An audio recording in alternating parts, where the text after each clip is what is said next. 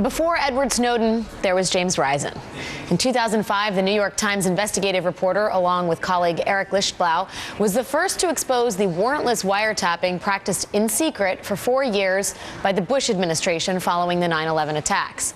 Now Risen is out with another bombshell: pay any price, greed, power, and endless war.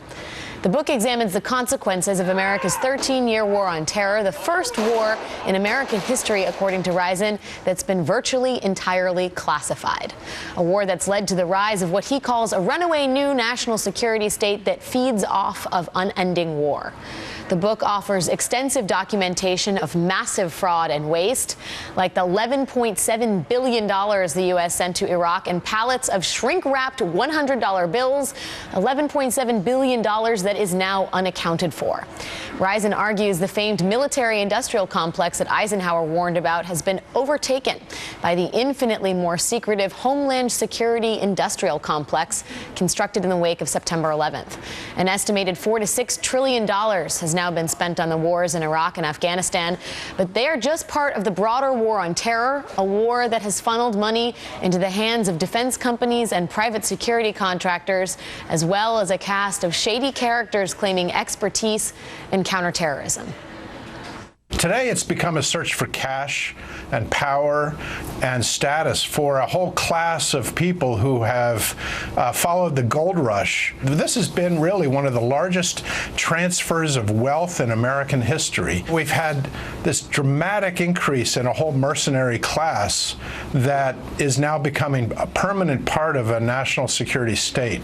Joining me now is Pulitzer Prize-winning investigative reporter for the New York Times and author of Pay Any Price, Greed, Power, and Endless War, James Risen. James, thanks so much for joining me, and congratulations on an incredibly well-reported and deeply distressing magnum opus. Thanks for having me. Let's talk a little bit about, we talk about a permanent war footing. It seems like this is the new model for war: clandestine, secret, highly driven by intelligence, contractors, and security companies. Is this how we conduct war now? Yeah, I think that's the scary thing, is that there doesn't seem to be any way to get out of this period, because now we have both the Republicans and the Democrats are kind of bought into the war on terror on a permanent basis. And I think that was the interesting shift from the Bush administration to the Obama administration, is that now that the war on terror is kind of bipartisan, there doesn't seem to be any major political pushback against it, except from some libertarians on the right and some liberals on the left. And I think we now have this huge operation that is enriching lots of people, and so there's a lot of people invested in making sure that we continue to have some kind of war. Not only are we charging inexorably forward to continued sort of war and heightened security, there seems to be no accountability. We talk about the $11.7 billion in missing $100 bills.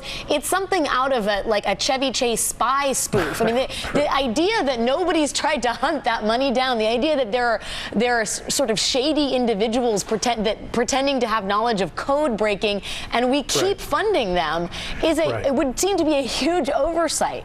Yeah, I think that's one of the problems with so much secrecy, is when as I said, but this is like the first war in history where it's been all classified, all secret, and what happens when you keep everything secret, it allows abuses to fester, and no one really is held accountable for anything, and so these things continue over years and years and years, and the only political dynamic always is to pour more money into counterterrorism, because no one in politics wants to be accused of being soft on terror, and so they pour money into all these programs, and you end up with these bureaucracies that balloon, and they have more money than they know what to do with, and so you get money chasing really stupid and dangerous ideas. I wonder what you think, sort of culturally, whether we are more paranoid as a society now than ever before. Certainly September 11th increased a sense of American vulnerability,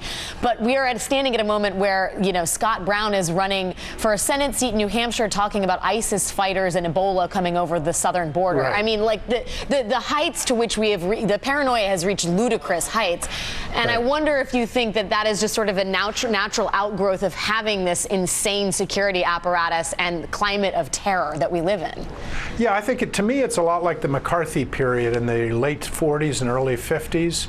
We had a new Russian threat at that time, in the beginning of the Cold War, and nobody really knew much about the Soviets.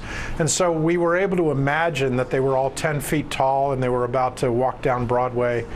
Now I think it's very similar. You know, after 9/11, the al-Qaeda threat seemed very abstract, and so we let our imaginations run rampant about what the possibilities were.